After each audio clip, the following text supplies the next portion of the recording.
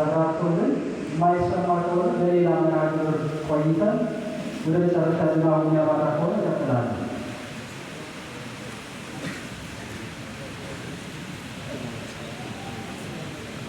እሺ ጥያቄውን ለመድገሚያል ስለ ሃይማኖትና ስለ ነገረ መለኮት ነው የመጀመሪያው ምክራው ጥያቄ የሚሆነው።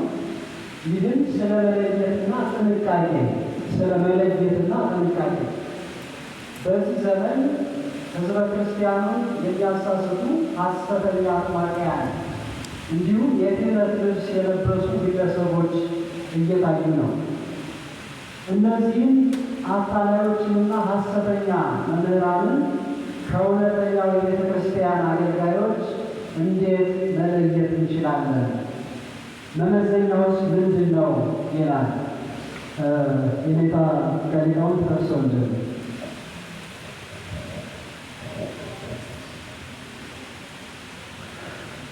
እሺ እንግዲህ በተቻለ መጠን ድምፅ ለመጨመር ሞክራለሁ።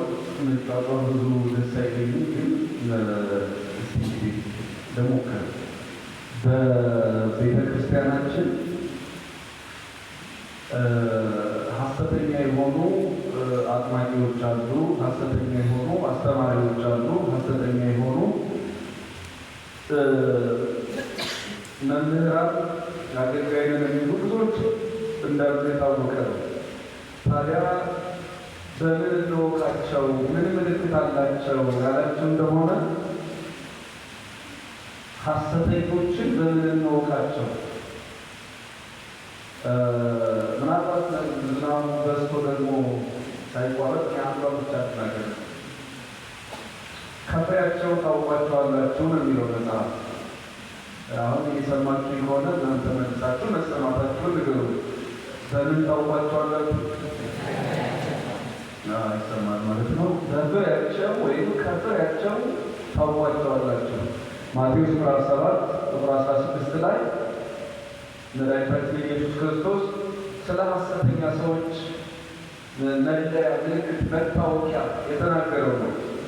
ስለ ሐሰተኛ ሰዎች መታወቂያ። ስለዚህ ሐሰተኞችንና አስመሳዮችን ውሸታሞችን በምንድን ነው የምናውቃቸው? ያን እንደሆነ ከፍሬያቸው ታውቋቸዋላችሁ። ለምሳሌ ሐሰተኛ አጥማቂ አንተ በምን ታውቃለህ? ገጥሞ ያውቃል ብላችሁ እንደው ፐርሰናል የሆነ ነገር ብትጠይቁት በጣም ቀላል ምሳሌ ንገራችሁ። ለምሳሌ ከጥምቀት አንጻር የሆነ ሲዲ ይሸጣል። ቢሲዲ ማለት ነው። የሆነ ወቅት ላይ ይሸጥ ነበር ቢሲዲ የጥምቀት የፈውስ ተብሎ ማለት ነው።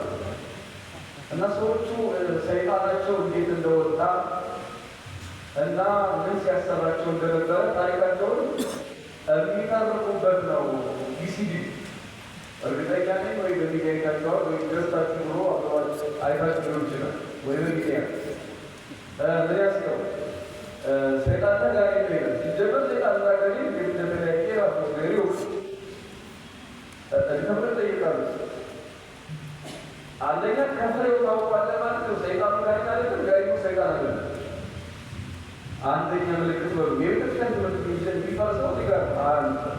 ሁለተኛ የሆነ ጊዜ ላይ ውጣ ተባለና ሰይጣኑ እየለፈለፈ ቆይቶ ወጣ አለ። ከወጣ ማልና ውጣ ይሉታል አጥማቂው።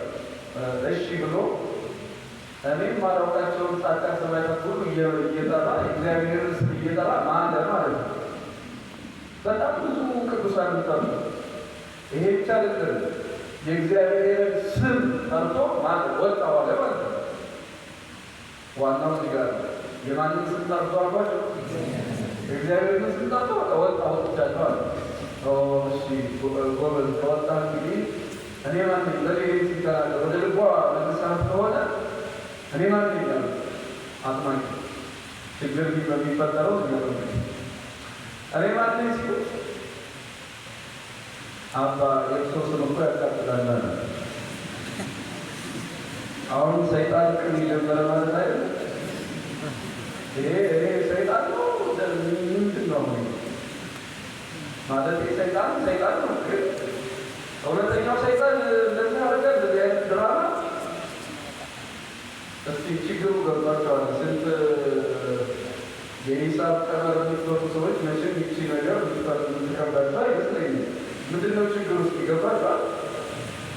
የማን ስም አቃጠለው? የማን ስም አላቃጠለው?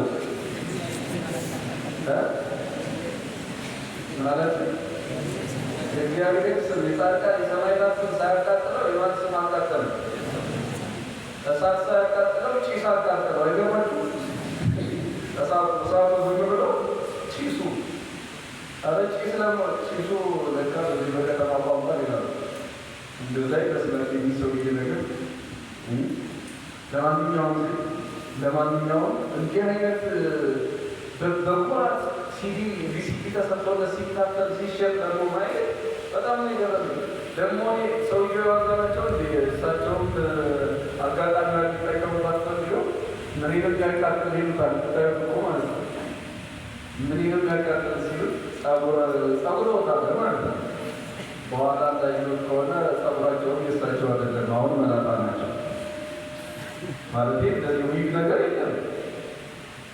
እነዚህ እንግዲህ ወይ ድሮ ነበራቸው መሰለኝ፣ አሁን ለማንጣት የላቸው እንግዲህ ያላለ እና ሁሉ ብዙ ነው። እንዲህ አይነት ነገሮች የሚያሳዩ የተቀነባበረ ሰይጣናዊ ሴራ ያለው እንጂ እንደዚህ አይነት ቦታዎች ላይ ፈውስ የለም። በጣም እርግጠኛ ሆኜ የምነግራችሁ ቤተሰብ፣ ጓደኛ፣ ዘመድ፣ ጎረቤት ምናምን ነገር ያላችሁ ሰዎች እርግጠኛ ሆኜ የምነግራችሁ እስካሁን ጓድታችሁ በተለይ አጥማቂዎች ላይ ልትጠነቀቁ የሚገባ እንደዚህ ማስታወቂያ ተነግሮላቸው በዚህ የፈውስ ስራ እንተዳደራለን የሚሉ አጥማቂዎች ጋር የሚሄዱ ሰዎች እርግጠኛ ሆኜ የምነግራችሁ 2 ዓመት ጤነኛ ቢሆኑ 3ኛዋን ዓመት አይደግሟት። ውሸት ነው። እኛው እንደምንም 3 ዓመት ጤነኛ ቢሆኑ 4ኛዋን ዓመት አይደግሟት። ውሸት ነው። የዘላለም ከዳሚያቸውና ተከታያቸው አድርገው የሚቀባቸው እንደ ዘመናዊ በሽታ ማለት ነው። ዘመናዊ በሽታ የፋርማሲ ደንበኛ አድርጎላል የሚቀረው በቃ አለ ያን ሁሉም እሱ እየገዛ ነው። ይሄ ማለት በቃ እንደዚያ የእሳቸው ስም ሲነሳ አውቃቸው ጠፍራቸው ጠጉራቸውን ያንቀጠቀጣቸው በቃ ምንም በእሳቸው ደግሞ መጣችሁ የሚሉት እዚህ እኮ አስተምራ ዛሬ አበላሸው የሚል ገጠመኝ ደርሶኛል። እና እንግዲህ መባረክ አላችሁም በምክር ማረጋለን ነፍሳችሁ እንድትድን ነው። እውነት ለመናገር ደግሞ አንተን ነው የእግዚአብሔር ጸጋ ብሏቸው በስቶላቸው እውነት እግዚአብሔር ጸጋ ሰጥቷቸው እንግዲህ የሚፈውሱ የሚያድኑ ማንም ምን አይቀርም ይላል። የታመመ ቤተሰብ ችግር የገጠመው ነገር ጓደኛ ጎረቤት ሲኖር ፈጥኖ ለመሄድ ማንም አይቀድመንም ነበር። ግን በእግዚአብሔር ጸጋ እንዳልሆነ ስለምናውቅ እንጂ ቃሊታን እንዳልሆነ ብችል እንኳን ሰው ሰይጣን ያውቀዋል።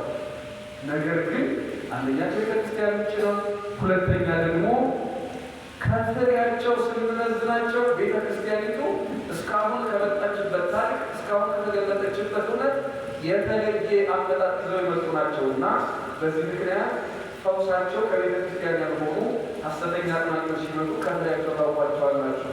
መደበኛ የቤተክርስቲያኒቱ ስርዓት ለምሳሌ ጊዜ መሰለኝ አሁን ሌላው ያፈሱት ነገር ደግሞ አሁን ይውጣላችሁ እስኪ ምን ታመጣላችሁ በመሰለኝ አጋጣሚ ሊወጥበት የነበረው አካባቢ ሱቅ ከፍተዋል። የምን ሱቅ አትሉ? የቅባ ቅዱስ ሱቅ ማለት ነው።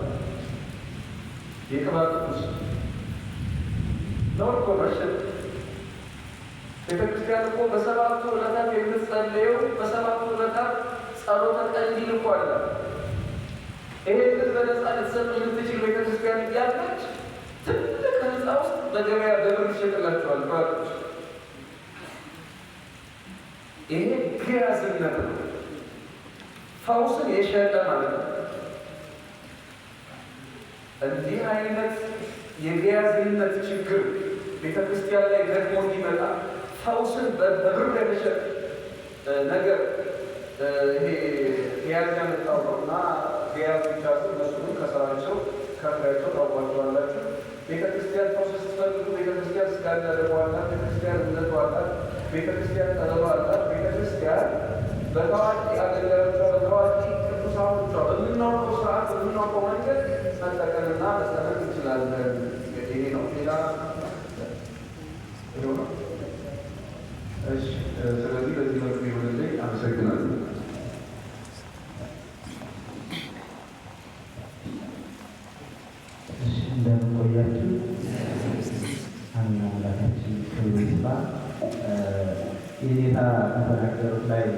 ጨምረው ነው ሐሰተኛ አጥማቂዎች መለኪያችን የሚጀምረው መጽሐፍ ቅዱስ ነው። ራሱ ቤተክርስቲያን ትመራለች። ሙሉ የቤተክርስቲያን መጽሐፍ እነሱ መለኪያዎቻችን ናቸው። ከዛ ማወዳደሪያችን ደግሞ እውነተኛ ቅዱሳን አባቶቻችን እኛ የምናከብራቸው ቤተክርስቲያን ሰፍራ ለክታ ቆጥራ መዝና በስማቸው ቤተክርስቲያን ነጻ ጽላት ቀርጻ ገድላቸውን ቅርሳናቸውን ጽፋ እነሱ ቅዱሳን መለኪያዎቻችን ናቸው። ከዛ ውጭ ደግሞ የአጋንንት ፈውስ ራሱን ችሎ ጌታችን መድኃኒታችን ኢየሱስ ክርስቶስን ተናግሮታል። በአጋንንት ስም አጋንንት እንደሚፈወስ ማለት ነው። እንደዚሁም ደግሞ ተአምራትን ማድረግ ደግሞ የጽድቅ ወይም ደግሞ የቅድስና መሰረት እንዳልሆነ ማለት ነው። ለምሳሌ ራሱ በማቴዎስ ወንጌል ምዕራፍ 7 ላይ በዚያን ጊዜ በስምህ ትንቢት ተናገርን፣ በስምህ አጋንንትን አወጣን፣ በስምህ ደግሞ ብዙ ኃይላት ተአምራትን አደረግን ይሉኛል፣ እኔ ግን አላውቃችሁም እላችኋለሁ። እዛውም ከእኔ ራቁ እላችኋለሁ። በዚያ ጊዜ የተባለ በምጽአት ነው። እነዚህ ተአምር እንዲያደርጉ ማለት ነው። ስለዚህ አሁን በስምህ ያለው በሌላ ሳይሆን በማን ስም? በራሱ በባለቤቱ በክርስቶስ ስም ማለት ነው። ስለዚህ በእሱ ስም ተአምር ካደረገ ተአምር ማድረግ ብቻ አይደለም፣ ነገር እንደሚሆን ይናገራሉ። በትክክል አጋጣሚ ተጠቅመው እውነት ሊሆንላቸው ይችላል እስከዚህ ድረስ ማለት ነው። ግን ሁኔታዎቹ ደግሞ የሚቀያየሩበት አጋጣሚ አለ። ሐሰት የሚሆንበት ጊዜም አለ።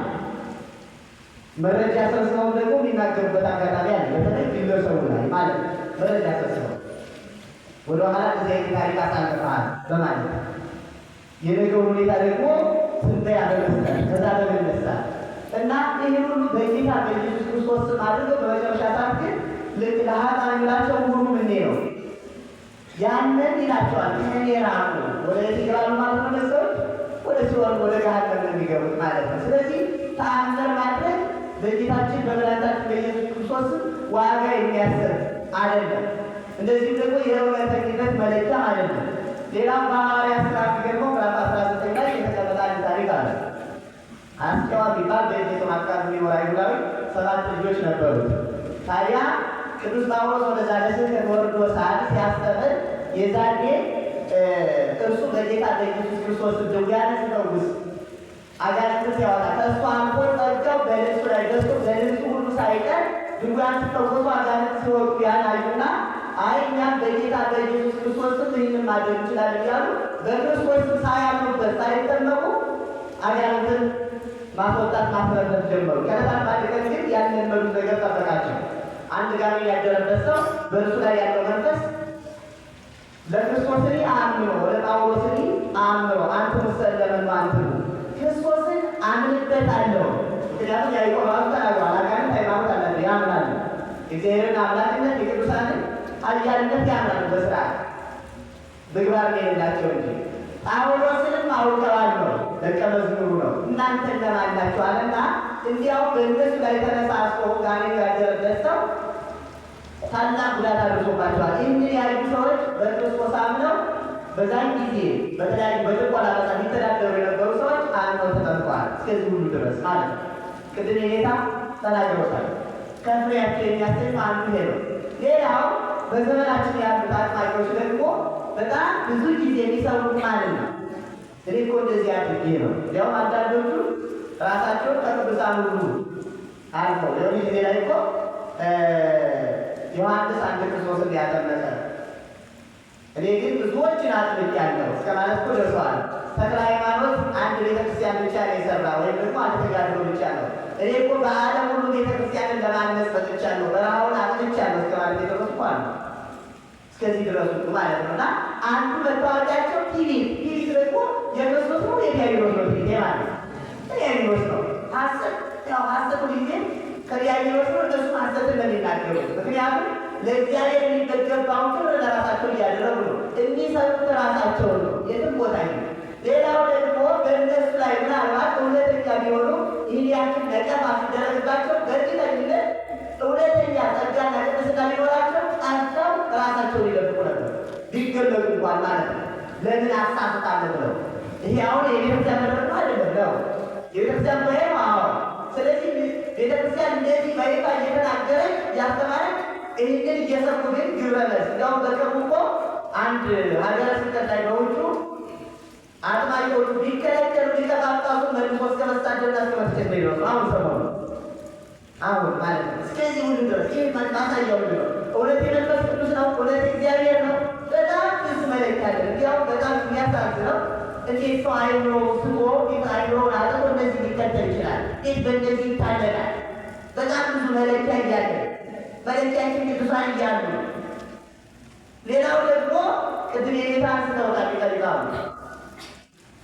አንዱ ፈውሱን ወይም ጥምቀቱን የሚያደርጉት የድነቱን መንገድ ገንዘብ ለማግኛና በገንዘብ እንዲሸጥ ነው። በገንዘብ እንዲሸጥ ነው። ፎቶቸውን እኮ መቼም ስዕል አለው እና ፎቶቸውን እኮ ለመሸጥ መጥቷል። ዩኒቨርሲቲ በነበሩበት ሰዓቱ ደርሶኛል እና ተማሪዎች ለጸሎት እያደረጉት አንድ ቦታ ሌላም ቦታ ላይ ስትሄዱ ያው አንዳንድ ቦታ ላይ ትዳራቸውን እስከ መበጠጥ የደረሰ ነበር። ቅዱስ አባታችን ባሉበት ቤታቸው እዚህ ተቀምጠው የተዚህ የትዳር ግንኙነት እናደርጋለን እስከ ማለት የተከለከለበት ቤቱ ውስጥ ማለት ነው። ትዳሩ የፈረሰበት ሌላው ቅድም ይሄን ታስተውላል። እኔ ባይኔ ያየሁት የሆነ ቦታ በሐሰተኛ አጥማቂ የሚሰጥ 10 ዓመት በላይ ዋልቷል። እስካሁን ድነት አላገኙም። እዛው ቦታ ትዳራቸው ፈርሶ በቃ ኑሯቸው መስቀልቅል ብሎ እውነት ለመናገር ቤታችሁ ለስደት እንዳይገባ ይነገር ምንም ህይወታችሁ ምድራዊ ህይወታችሁ እንኳን የተሳካ ይሆን እንኳን መንፈሳዊ ይቀርና ምድራዊ ህይወታችሁ እኔ ያኔ ምስክር ነኝ። በጣም ብዙ ወንድሞች ልጆች አይቻል። ሌላው ደግሞ የሚያሳዝነው ተከታዮቻቸውን የሚያደርባቸው ለእነሱ የሚጓጉ ለመስቀል ሳይሆን ለክርስቶስ ለቤተክርስቲያን የሚቆረቆሩ ሳይሆን አባገሬ አጥማቂ ገሬ ባልገሬ እንዴት ይነካሉ? ቤተሰባቸውን ትሳደባለህ። ምክንያቱም በዙሪያቸው አብዛኞቹ የጦር ሰራዊቱ ባሰለፈው እኮ የታጠቀ ኃይል የሚንቀሳቀሱ ይሄ ቅድስና መለኪያ እንዴ? የትኛው ሐዋርያ ነው እንደዚህ ያደረገው? የትኛው ቅዱስ ነው? ታምራትን አንደኛ ቅዱሳን አባቶቻችን ሐዋርያት ክርስቶስን ያደርግ የነበረው አሕዛብን ለማሳመን ገና የመጀመሪያ ክርስትና የጀርባ ቤተክርስቲያን ስለነበረች ቅዱሳን አባቶቻችን በተለይ ሐዋርያት ትምህርታቸው እንዲቀበሉላቸው እነሱ በጣዖቱ ታምር ይደረግላቸው ለጊዜው ስለነበር ያን ታምር አስርቆ ቅዱስ እስጢፋኖስ እንዳደረገው እነ ቅዱስ ዮሐንስ እንዳደረጉ በጣም ብዙ ማሳያዎች መለኪያዎች አሉ። እንዲያውም ቅዱስ ዮሐንስ ከአብሮኮሮስ ጋር ወደ ኤፌሶን በሄደ ጊዜ በሰራተኝነት ሁለቱ ተቀጠሩ። ሮና የምትባል ሴት ባለጸጋ የነበረች በኋላ በቤታቸው ውስጥ አንዱ ለውሽባሬ ውሃ የሚያሞቅ ዮሐንስ፣ ያኛው ደግሞ የውሽባሬ የመታጠቢያ ቤቱን የሚያጠብ አደረገ። በኋላ እዛው ጋኔን ነበረ። ያን ያውቃሉ እነሱ ያን ያውቃሉ። ከዕለታት በአንድ ቀን የዛካን የሩሙ ልጅ ወይም የሮና የወንድሟ ልጅ ይለዋል ገብላቸው ላይ እና እዛ ውስጥ ለመታጠብ በገባ ጊዜ ጋኔኑ አንቆ ገደለው። ዮሐንስ አላየም ነበር፣ ሌላ ቦታ ነበርና ሲመጡ እያለቀቁ ሪሲን ዝም ብሎ ስታየሆና እንዴት አንተ ልጄ ብሎ ብላቴናችን ብሎ ዝም ትላለህ ብላ አንገሩሉ ከዛ በፊት ብዙም ስቃይ ተሰባቸው ነበር። አንዳ ስታስጨንቀው ወደ ውስጥ ይገባል አየ። በኋላ በጌታ በኢየሱስ ክርስቶስም ጸልዮ አስነሳው። ወጣና ተናገረ የሆነው ሁላቸውም አመኑባቸው። እንዲያው ምንድን ያላቸው ሮማ ምንድን ያለች እናንተ አማልክት ናችሁ፣ አምላክ ናችሁ። እስከ ዛሬ ጣዖቶቻችንን በደንብ ነው ስናደርግ የነበር። ይቅር በሉኝ ብዙ ታደርሸባችኋል አሉ። አሁን የዛሬው ዘመን ቢሉ ምንድን ነው እንደዚህ ይባሉ የሚሉት ስለ ራሳቸው ሲነገሩ አጀብጭብ ነው የሚባለው። እነርሱ ግን ንነሳ እኮ አማልክት አላ አግብርቱ ለአምላክ እኛ አማልክት አምላክ አይደለንም፣ የአምላክ አገልጋዮች ነን። ይህንን ያደረግነው በእኛ ኃይል ስልጣን አይደለም፣ በጌታችን በመድኃኒታችን በኢየሱስ ክርስቶስ ስም ነው። ኋላ አባትየው በመንገድ ሲመጣ ልጅ መሞቱን እና ዮሐንስ እንዳስነሳው ነገሩን ይሰማል። መሞቱን ሲሰማ ደንግጦ እሱ ሞተ። ይህንንም ለዮሐንስ እየወጡ ነገሯቸው። ሄደው በጌታ በኢየሱስ ክርስቶስ ስም አስሩ። የሀገሪቱ ኤፌሶን ወይም ያችን ከተማ ወዲያውኑ ክርስትናን ተቀበሉ በሙሉ። እዚህ ያሉት ነበር። ዛሬ ስ እነዚህ ሰዎች ማለት ነው ያጠሩት የትኛውን አሕዛብ ነው ወደ ሃይማኖት የሚመጡት ነው ወይስ ሃይማኖት ነው ያሉት? የሚነግሩ በቤተ ክርስቲያን ስም በሃይማኖት ስም ለራሳቸው ገቢ ማስገኛ ለራሳቸው ጥቅም ክርስቲያኑን ከክርስቶስ እየለዩ እኮ ነው። ከቤተ ክርስቲያን ንብረት ነው የሚለዩ። የራሳቸው ተከታይና የራሳቸው ፎቶ አድርገው ይቀሩና መለኪያዎቻችን በጣም ብዙ ናቸው። በጣም ብዙ